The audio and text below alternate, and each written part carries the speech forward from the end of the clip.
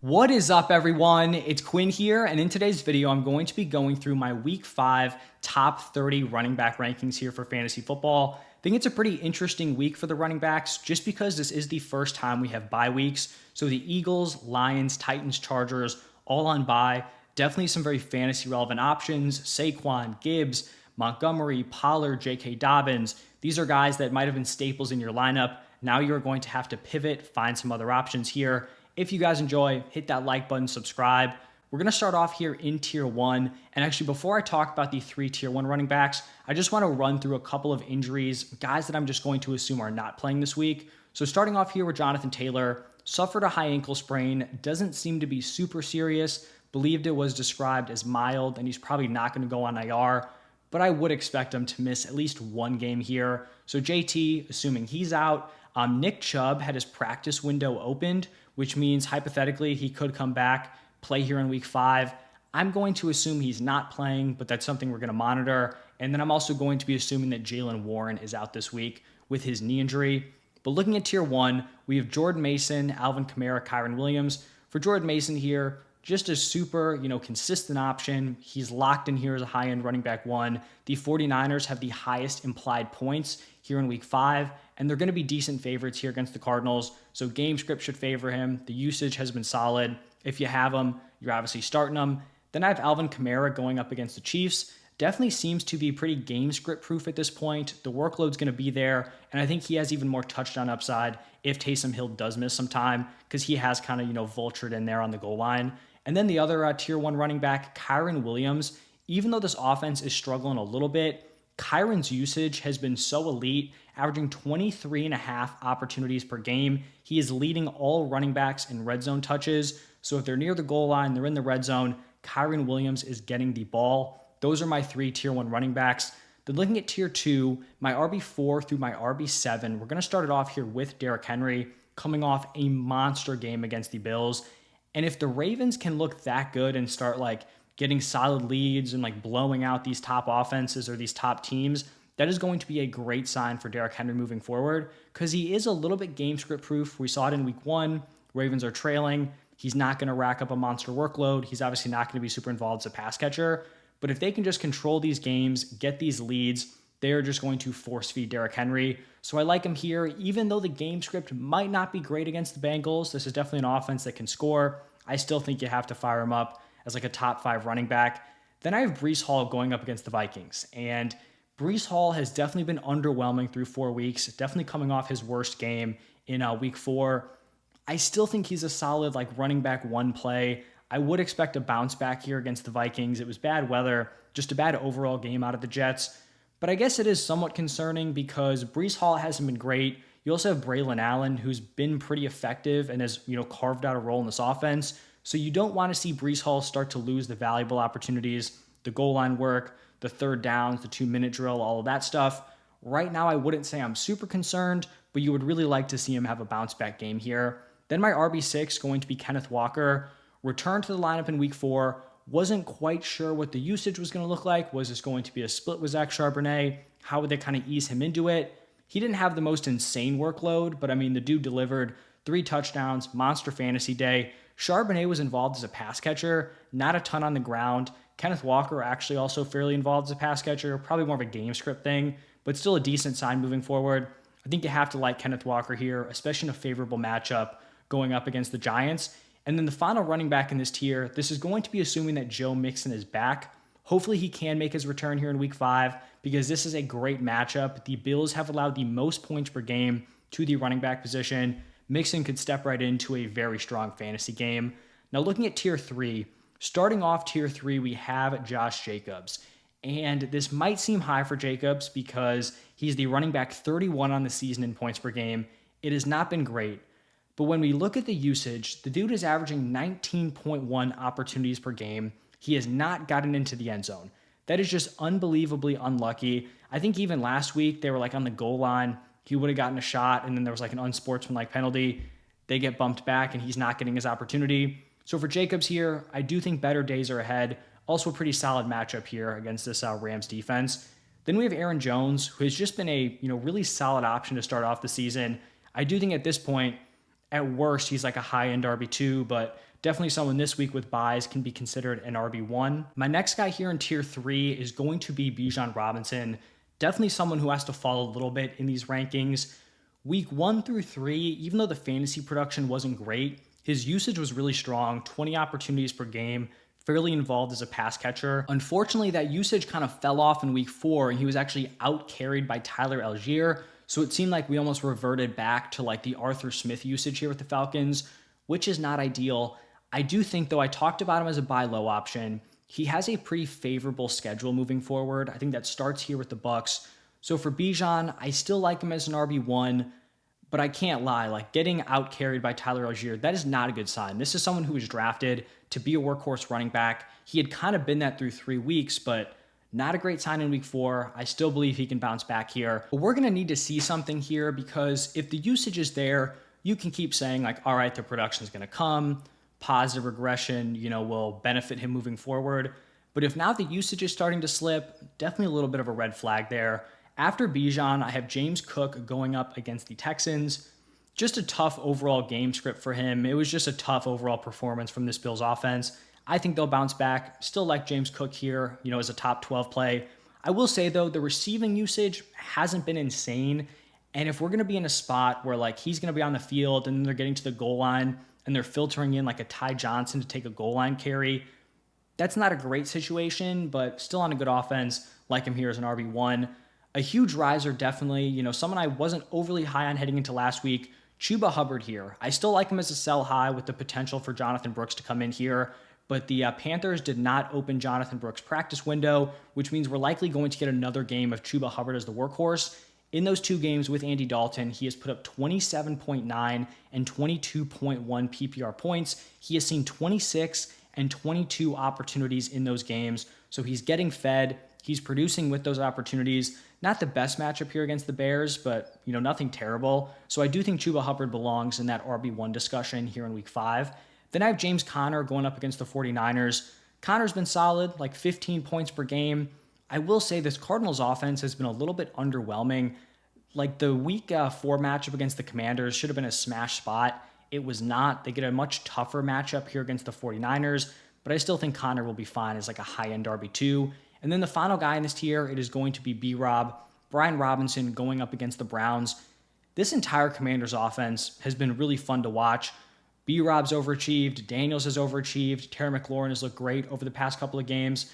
I think he's definitely in like this high-end RB2 territory, especially with the running backs on bye. Now looking at tier 4, kind of an interesting tier here. We have like these stud running backs that are kind of falling. I guess one running back getting bumped up by usage, and then a handcuff now getting an opportunity. So we're going to start off here with Najee Harris. Now, Najee has not been super efficient on the ground. His numbers have looked kind of gross, but this is a spot where he could be without Jaylen Warren and Cordero Patterson in this backfield. Warren, like I said, would probably lean towards him missing this week with a knee injury. He was ruled out like at least a couple days before week 4, which isn't a great sign. Cordero Patterson left the week 4 game with injury, so still kind of waiting for an update on him. But he could once again just like dominate the opportunities. Cowboys, I know they shut down Devin Singletary in the run game, but prior to that, they had been getting gashed. So I don't think it's the worst matchup here for Najee. And maybe he gets some receiving upside if you have Warren and Cordero Patterson out. Then I have Trey Sermon going up against the Jaguars. This is obviously due to the Jonathan Taylor ankle sprain. I do think Sermon's kind of in that tier of running back based on the usage we've seen, where I think he's going to step in, and I'm not saying he's going to be Jonathan Taylor or he's going to take over like the entire usage, but I think he's going to get a pretty solid chunk of that JT usage. And in a week with a lot of fantasy relevant running backs on bye, I do think that makes him like a mid-tier RB2 play. And then kind of sad for these next 2. Travis Etienne, I mean, he's been fairly healthy, so he doesn't really get the, Achane Tua excuse, but T-Law's out there. Etienne's out there. He's averaging 11.6 points per game. It's just not good enough. You have a guy like Tank Bigsby coming in, outproducing him in terms of the efficiency, getting involved. So for Etienne here, I feel like it's tough to feel any better than like a mid-tier RB2 spot. And then this Devon Achane ranking is honestly depressing because I was so in on Devon Achane heading into the season. Believe he was my running back 5. He was my 13th overall player. And after 2 weeks, I was feeling so good, or at least like a game and a half into the season, I was feeling so good because the rushing usage was great. The receiving usage was amazing. Tua was healthy. This Dolphins offense was at least looking decent. It looked like Achane was going to be an absolute smash. Then Tua goes down, and things have just fallen apart here. He has put up 8.8 and 5.9 PPR points without Tua. I don't understand how this Dolphins offense is just so unbelievably bad. Like Tua, a solid quarterback, but I don't think most people would have him in like the top 5. A lot of people might not even have him in the top 10. But man, that dude gets hurt, and you have an offense with Achane, Tyreek Hill, Jalen Waddle. It just completely falls apart. So I do think it's a slightly better matchup here against the Patriots. I still think he has a fairly high weekly ceiling just because he can rip off a big play. We saw him do it a ton last year. But it's tough to feel overly confident after these past couple of games without Tua at the quarterback position. Now, shifting into tier 5, we're going to start off this tier with DeAndre Swift. Definitely an interesting player to look at here because through the first 3 weeks, it looked like he was dead in the water. He was awful. Looked like they might have been, trying to transition to Roschon Johnson to be the running back 1. But then he goes out and just has a monster week 4. So we're in this spot where he now has a pretty solid matchup against the Panthers. They've allowed the second most points per game to the running back position.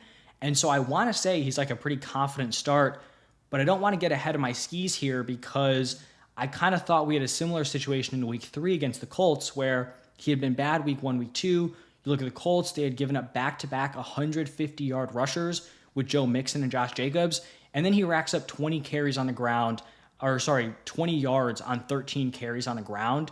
So I'd be cautiously optimistic here with Swift, where if he looks anything like he did last week with similar usage, this should be a smash spot, but it's tough to feel overly confident based on what we saw in the first 3 weeks. So we'll see. This game will probably be pretty telling. If he can rack up another solid performance, should be good to go moving forward. If he flops again, time to be concerned. After Swift, I have Ramondre Stevenson here going up against the Dolphins, and he was really good week 1, week 2. Last couple of weeks, not so great. A big issue for him has been the fumbling. He has fumbled 4 times in 4 games. I believe he has lost 2 of them. He is very, very fortunate that Bill Belichick is no longer the coach because, he might not even see the field after the first one. After the second one, he'd probably be done for the year if Bill was the coach. So I guess it's good that they continue to go back to him. But one more fumble within the next few weeks, we're going to be looking at potentially Antonio Gibson leading this backfield because, you just can't be fumbling the ball, giving it up like that. So for Ramondre, not a super high weekly floor just based on this Patriots offense. This is probably going to be a pretty gross game here against the Dolphins, but we saw the Titans running backs have some success. I think Ramondre's fine as a mid-tier RB2 play. Then I have Jerome Ford going up against the Commanders. Like I said at the top, this is going to be assuming that Nick Chubb does not play. If Nick Chubb is active, probably would bump Ford down into that tier 6 area, but handling a very solid workload without Nick Chubb in the lineup. Then I had Kareem Hunt, who I was not overly high on heading into last week. I thought Carson Steele was still going to be the running back 1, and I think Steele was going to be the running back 1 until he went out, fumbled. They pretty much benched him for the rest of the game, and Kareem Hunt stepped up, had 16 opportunities. I'd assume that he's pretty much stepping into the role we thought Carson Steele would have. So Kareem Hunt, back-end RB2. Then I have these back-to-back Bengals running backs, and Zach Moss, the usage was really good week 2, week 3. It looked like he was going to be their running back 1 moving forward, but we saw this backfield pretty much close into a 50-50 split here with Zach Moss and Chase Brown. And I guess it's not overly shocking because both these running backs have been fairly effective, so kind of makes sense to even out the touches. The problem, though, is that it's a good offense. I think both these guys are fantasy relevant. It's a tough matchup. The Ravens have allowed the 3rd fewest points per game to the running back position, but I think what's interesting about both these guys is they seem to be fairly game script proof. It's not like one dude is the pass catching back, one dude's the early down grinder. They both can kind of, play 3 down roles here. Zach Moss has been the one that's in on the 2-minute drills, but both these guys are suitable pass catchers.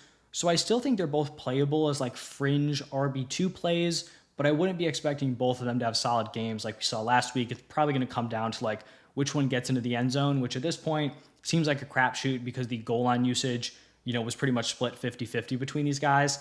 And then the final tier 5 running back going to be Devin Singletary, coming off a down game, and that's just always going to be in the range of outcomes. He can get really strong usage, but if this Giants offense isn't moving the ball, he's not getting into the end zone, it's going to be tough for Devin Singletary. So I think this is where he settles in. With everyone's playing, he's more of like a mid-tier RB3. When you have these guys on bye, he can be viewed as like a high-end RB3 play. And then the final tier here, tier 6, going to start it off with these Bucks running backs, Bucky Irving, Rashad White. I expected Bucky Irving to see an expanded role here in week 4. That is what we got. This was pretty much a 50-50 split. Each guy took 4 goal line snaps. The usage was very, very similar. So I think they should be ranked pretty close together. I just slightly prefer Bucky Irving. I just think he's the better running back. He also was the guy that ended up getting into the end zone, so had the better fantasy day, but I think they should be ranked fairly close together. Not a great matchup here against the Falcons, but not a killer either. Then after those two, I have Javonte Williams going up against the Raiders. This Broncos backfield, the usage has kind of been all over the place, but Javonte had solid usage in week 4, 19 opportunities. I don't think this is going to be a super efficient backfield. I don't think he's a super high upside play, but if you're getting close to 20 opportunities, I don't think the game script is going to be terrible here against the Raiders. He's fine as like a mid-tier RB3. Then I have Rico Dowdle, who seems to be the Cowboys running back 1 here.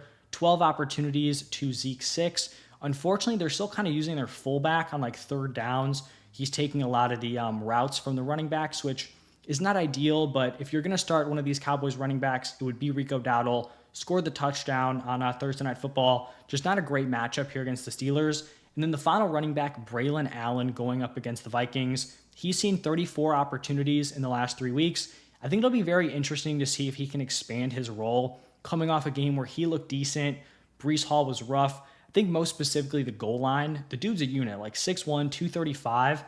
It wouldn't be crazy for him to work in on the goal line. I think he's an interesting buy low after a not great fantasy game in week 4.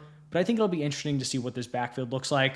But that is going to wrap it up for my top 30 running back rankings. If you guys enjoyed, hit that like button, subscribe. Any questions, drop them down below. Check out the top 30 wide receivers if you have not seen them already. But thank you all for stopping by, and I'll see you in the next one.